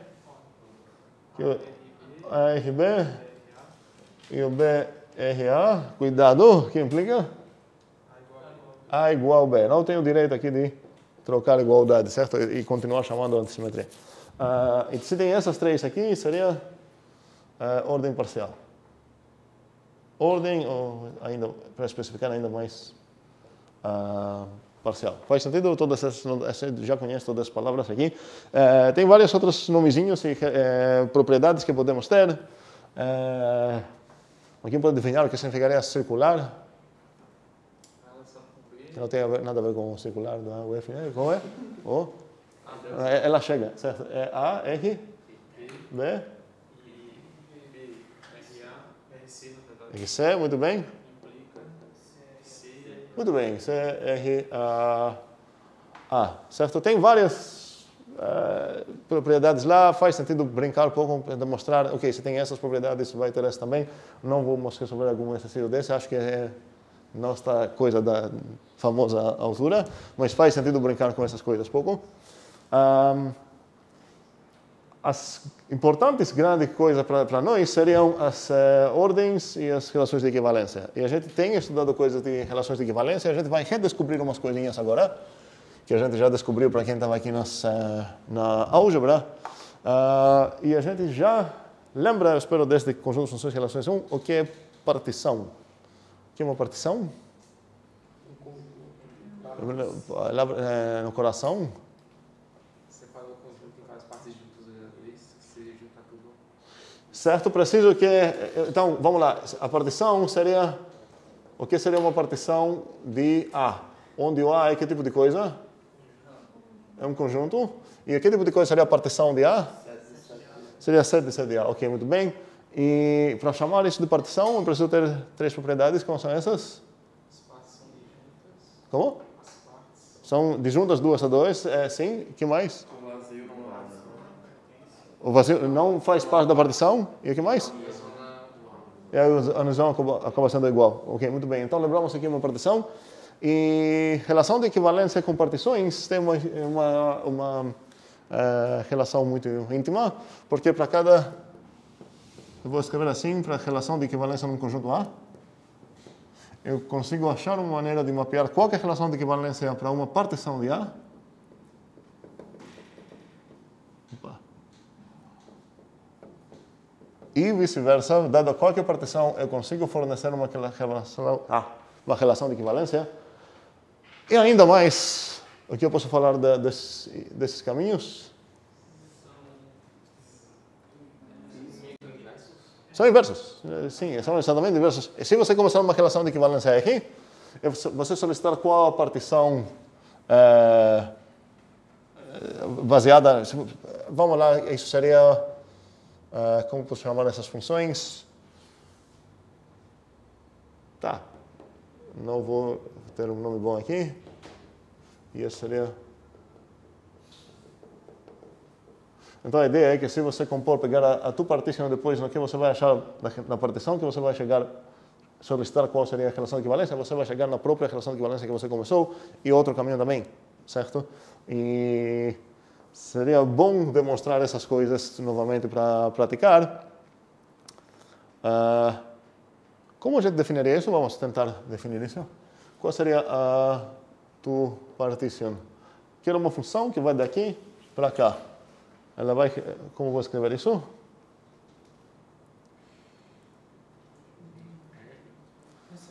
Ela vai receber uma R. E eu quero saber qual é a coleção de conjuntos que ela vai retornar. Então, aqui, para definir isso, basta usar esse simbolozinho de igualdade, definir. E aqui escrever que tipo de coisa? Conjunto. Seria um set de A, certo? Seria um conjunto de... Okay, vamos ver agora. Quais vão ser esses? Muito bem, as classes de equivalência de todos os possíveis azinhos, a partir de qual relação? Dessa R aqui, onde o A está correndo dentro do azão. Ok. Para quem não lembra, preciso relembrar isso. Como definimos isso? Eu estou definindo, isso é a classe de equivalência de X a partir do R, certo? Isso seria o quê? O conjunto de todos os azinhos no A, tais que ARX. E aqui não preciso escolher se vai ser ARX ou XRA, por quê? É que qual parte estou usando? A simetria dela, certo? Ok. Então, definimos qual seria a tua partição e qual seria a tua relação de equivalência. Aqui, que tipo de coisa eu vou pegar? Uma partição, e sendo assim, set de A, eu vou denotar isso com letra caligráfica. E que tipo de coisa? Como vou definir isso agora? Que tipo de coisa isso é? Uma relação. Então, vou aproveitar as notações que tenho para relações. Basta falar quando é que o X... Se eu fizer isso, estou de boas. Faz sentido isso? Então, eu queria... Esquecem isso, eu queria definir isso, certo? Já que quero definir isso, basta definir isso. Já que essa coisa é uma relação... para definir qual basta definir isso. Mas estou usando essa setinha aqui porque isso vai acabar sendo uma proposição, não quero confundir proposições com objetos. E o que eu vou fazer aqui? Somente sim? Isso chama de classe dentro de X. Existe uma... Não vou chamar de azão, vamos chamar de xão. Tá o quê? Ambos pertencem no mesmo xão, certo? Ok. Definir as duas coisas, basta verificar que esses caminhos aqui, cada uma é inversa da outra. Okay? E é uma demonstração que precisamos fechar nesse módulo. Não aqui na aula, mas vocês no Zulip. Sim, dúvida? Não, assim, fale. Eu tinha outra ideia, mas eu acho que isso vai acabar sendo um teorema.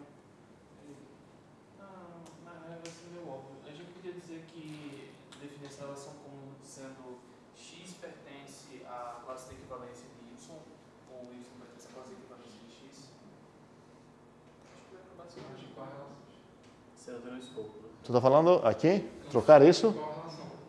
Pois é, aqui você, para falar de classe de equivalência, você precisa ter a... Certo? Aí você não tem acesso nesse eixo aqui, você quer criar esse eixo praticamente, ok? Alguma outra dúvida? Sim, Gustavo. Na parte de reflexiva, positiva, faz sentido ter uma relação que ela nem é reflexiva nem é transitiva? Está falando assim em geral? Tem relações que não têm nenhuma dessas duas propriedades? Ou nenhuma ou nem outra. Sim, claro, por que não? A gente está estudando... Peraí, essa é a ideia, você tem no mundo das relações. Você pode definir relações de qualquer maneira que você quer. Se por acaso uma relação satisfaz isso, vamos dar um nome para ela. Tipo, a pergunta é meio parecida, a gente define o que é par e o que é primo. E depois pergunta aqui, mas faz sentido ter números que não são pares ou não são primos? Sim, a ideia é a gente destaca uma propriedade que queremos falar coisas sobre objetos que têm essa propriedade e dar esses nomes para elas. Inclusive, cuidado com uma coisa, eu quero destacar esse cuidado aqui, sobre o que seria irreflexiva. E o que seria assimétrica? Cuidado, porque essa não significa não simétrica e essa não significa não reflexiva. Okay? Não vamos confundir a etimologia. Alguém pode adivinhar o que significaria que é irreflexiva? Cuidado então. Já começou de uma maneira que não seria a negação de reflexiva. O que significaria não reflexiva? Que pelo menos um carinha não relaciona com ele mesmo. Mas talvez tem outros que relacionam. A irreflexiva vai proibir isso. Então, irreflexiva significa o quê? Que para todo A, no A? Não se relaciona. Exatamente. Ficou claro essa parte? Cuidado, isso é o que a gente chama de irreflexiva. A irreflexiva proíbe qualquer pessoa relacionar com ela mesma. Okay? Então, já considero um exemplo de irreflexiva sobre, sei lá, humanos? PyD, certo? Exceto se a gente achar um fixed point ok. PyD não é verdade de cada pessoa, não é pai dela mesmo, certo? Qual seria... E isso também, porque Gustavo queria um exemplo que é nem reflexiva nem transitiva, também não transitiva. Que você não vai achar ninguém que o pai do pai dele é a mesma pessoa que o pai dele. Vamos dizer assim.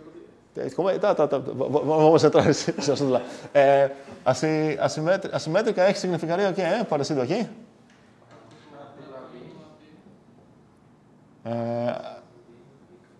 Aqui estou...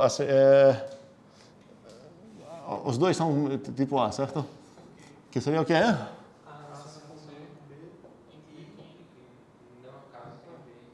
Não, e aqui o que é? Implica que o B não relaciona com A. Eu preciso a volta também? Não, certo? É inferível a partir dessa. Então, a assimétrica garante que se qualquer bichinho relaciona com um, o outro de volta não pode relacionar com ele. E qual seria o não simétrica? Que você achou pelo menos um cara X que relaciona com o cara Y e o Y não relaciona com X. Mas talvez tem outros que criam essa simetria lá. Sim. Desse jeito a gente podia... A gente vai ter algum nome especial, assim como a gente tem para as relações de ordem ou pré-ordem, para quando a gente vai ter, sei lá, por exemplo, a propriedade assimétrica é reflexiva e... Vamos dar umas ordens, por exemplo, para ordens estritas, a gente pode usar umas coisas. Por exemplo, se você quer modelar, você está pensando nessa ordem aqui, você gostaria de ser transitiva e irreflexiva, certo?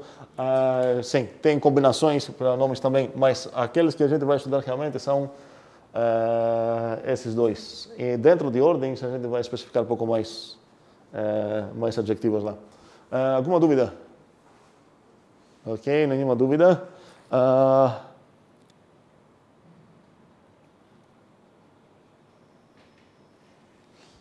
Vou terminar aqui adiantando um conceito que a gente vai analisar um pouco na próxima aula, mas queria só falar uma maneira de definir, novamente, uma relação a partir de outra. Então a ideia é, novamente vou estar agora em relações binárias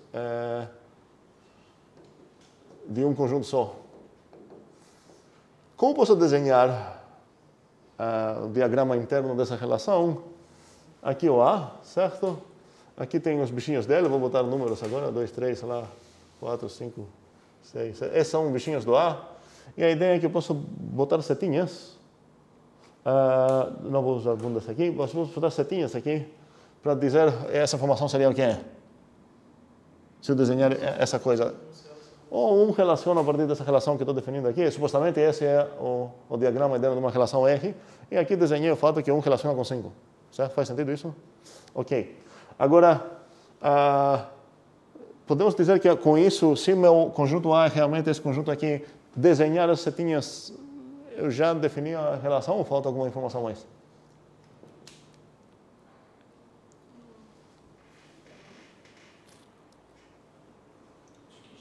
Já, certo? Eu preciso apenas, eu já sei de onde para onde é, mesmo sendo bem tipado aqui, de A para A, é uma relação binária, não há, e eu estou falando apenas quem vai relacionar com quem, que é a única coisa que eu preciso falar.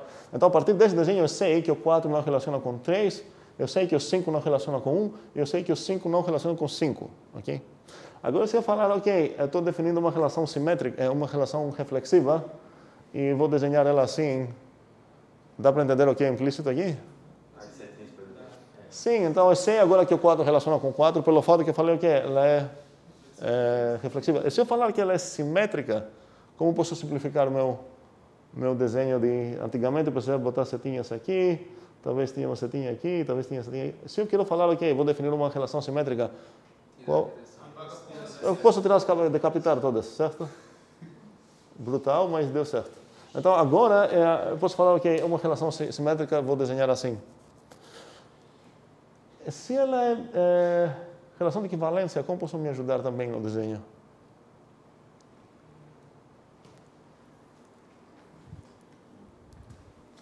Na verdade, antes de chegar lá, se eu falar agora que, olha, essa coisa que estou desenhando é transitiva, qual trabalho eu me livrei? De 1 para 3. E isso seria a verdade se fosse transitiva sem necessariamente ser simétrica. Poderia falar, ok, uma relação transitiva que eu vou desenhar assim. Qual seta implícita aqui? De 1 para 3. Se eu falar que é reflexiva e transitiva, todos os redemoinhos aqui é também a 1 para 3, mas nenhuma mais. E se eu sei que, se eu quero desenhar uma relação que é a relação de equivalência, como isso simplifica a minha vida aqui? Para desenhar coisas, para definir relações? Você pode só circular os juntos. Posso só desenhar a partição, certo? Posso falar que é assim, assim, assim e assim, pronto. Esqueça essas coisas aqui, não preciso delas. Essa é uma relação de equivalência. Ela é uma partição também, porque temos essa ida e volta de relações e partições. Faz sentido? Ok. E o conceito, então, que eu quero só dar um teaser agora de o que vamos fazer, é que vamos dizer que começa com uma relação que ela não tem necessariamente as propriedades que eu gosto lá. Ou talvez ela tenha uma delas, não tem alguma das propriedades que eu gosto muito. Vamos dizer que eu gosto muito da... transitividade, que seria mais interessante, ou da simétrica. Ok, vamos pegar então essa coisa aqui. Ok. Ela é simétrica? Não. Simétrica? Não. Qual é a testemunha disso? Não posso falar que apenas o fato que falta uma seta de 2 para 1, porque eu preciso também do fato que tem uma seta de 1 para 2, certo? Então, um testemunho aqui seria a ausência de 2 para 1 junto com a existência de 1 para 2. Faz sentido isso? Ok. Então, queremos definir fechos, que vocês vão entender de onde vem essa palavra, a partir de propriedades que a gente gosta. Então, para dada uma relação R, eu vou ter o fecho reflexivo, eu vou ter o fecho simétrico, eu vou ter o fecho transitivo e por aí vai. E o que seria esse processo de fecho? Talvez vocês não vão ficar surpresos que tem duas maneiras de definir isso e representar isso. Quais seriam essas duas maneiras?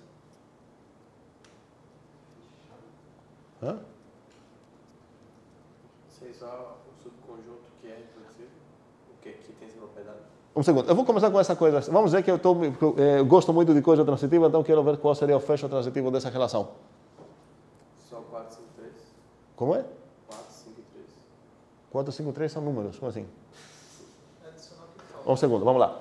o fecho de qualquer dessas coisas numa relação vai ser que tipo de coisa? Relação. Certo? A ideia é que eu estou pegando uma relação que não tem a propriedade que eu gosto e eu quero chegar numa que tem e tem a ver com aquela que eu comecei. Então, quais seriam duas maneiras de definir isso? Seria uma maneira top-down. Vamos ver só o rascunho de bottom-up aqui. Então, se eu estou interessado nessa... Vou botar mais uma seta aqui. Se eu estou interessado nessa ideia aqui, vou olhar para essa. A primeira coisa que eu vou fazer é o quê? Será que ela é transitiva? Não. Ok. Então, vou adicionar apenas na primeira etapa. Vai ter várias etapas, talvez algumas quantas. Vou adicionar os testemunhas que já estão na minha cara falando, olha, por causa de mim, essa aqui não é transitiva. Quem seria aqui? Faltou essa seta. Por que ela faltou? Porque eu tinha essas duas. Ok? Faltou alguma outra? Faltou essa seta e acabou. Estamos aqui? Não, acabou a primeira etapa. Porque na primeira etapa eu estava olhando na original e falei, quem faltou aqui? Faltou esse e esse. Faltou mais, na verdade, na primeira etapa. Quem faltou? 3 para 4. O 3 para 4, está certo, ok? Quem mais? 4 para 3. Quem mais? 1 para? Ah, não, isso é o segundo dia. Isso é outro dia, sim. Mas está faltando no primeiro dia, está faltando ainda mais. Quem vai perceber?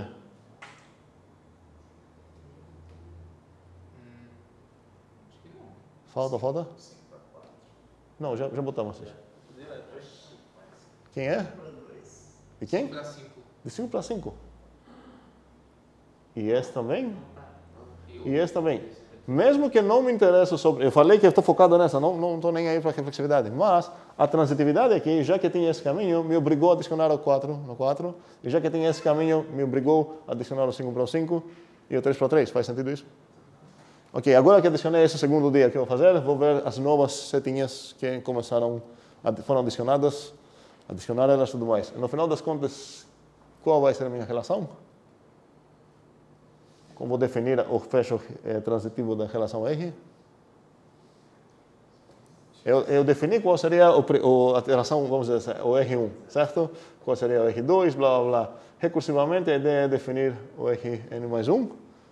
Aí, no final das contas, qual vai ser o fecho transitivo, que eu posso chamar assim, talvez, R, sei lá, TR, talvez?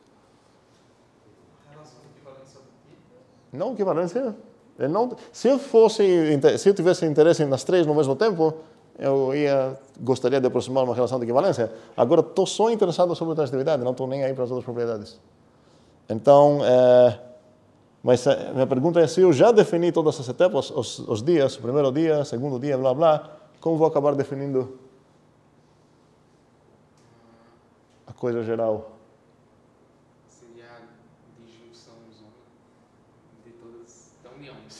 Sim, se houver, então, posso falar que o gráfico dela seria quem? O gráfico. A união zona de todas elas, certo? Então, todas as setas vão entrando, nenhuma vai sair, e você pega a união dessas coisas. Sobre a simetria, em quantos dias vou parar?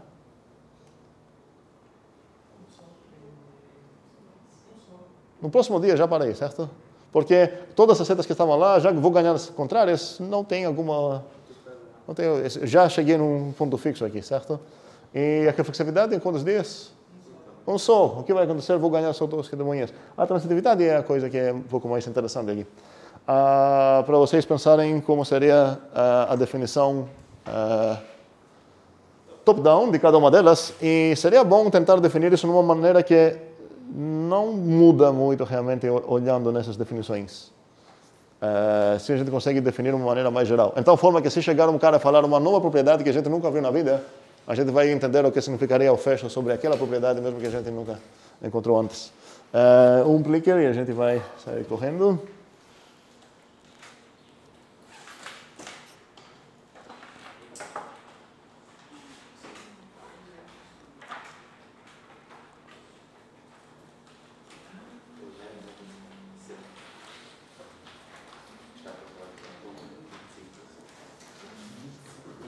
Então, a pergunta é sobre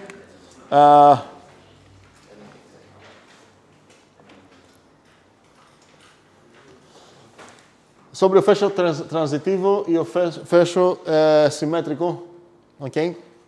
Que vou denotar assim. Temos uma relação R num conjunto A. E tenho duas afirmações e quero saber se eu consigo garantir alguma das duas igual. Então, a primeira é que se eu pegar o fecho reflexivo, o reflexivo também, o reflexivo da R, e nisso pegar o fecho transitivo, isso vai ser igual comutando essas duas coisas.